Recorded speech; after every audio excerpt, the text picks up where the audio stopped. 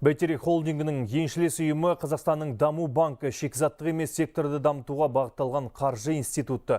Ұлттық экономиканың тұрақты дамуына ықпал ететін жобаларды инвестициялайтын бірден-бір банк. Даму банкының ұйымдастыруымен елордада жекелеген компанияларды жинап, заңгерлермен DBK Legal Day құқықтық форум өтті. Шараға қатысқан тілшіміз Гүлзия Нақыпқызы тарқатады.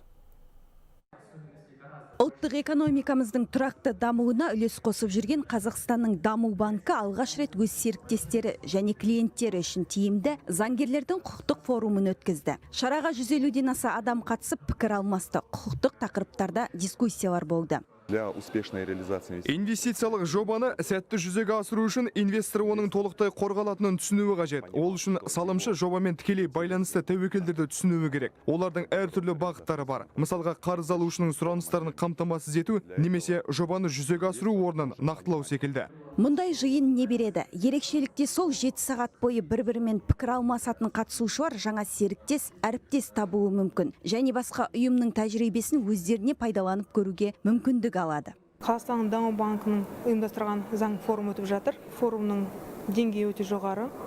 Бұл жерде Қазақстан Республикасының заң компанияларының өкілдері өз баяндамаларын жасап жатыр. Сонымен қатар біз сияқты заң компаниялармен өкілдермен танысып, пікір алмасуға мүмкіншілік бар. Сондай-ақ форумға қатысушылар мемлекеттік және жекеменшік серіктестік келісімдер мен баламалы энергетика саласындағы жобаларды іске асырудың құқықтық аспектілерін талқылады. Бұл үлкен инфрақұрылымдық және индустриялық жобаларды қаржыландыруға маманданған банк үшін де, осы жобаларды жүзеге асырушылар үшін де өте маңызды. Гүлзия Нақыпқызы, Хабар 24.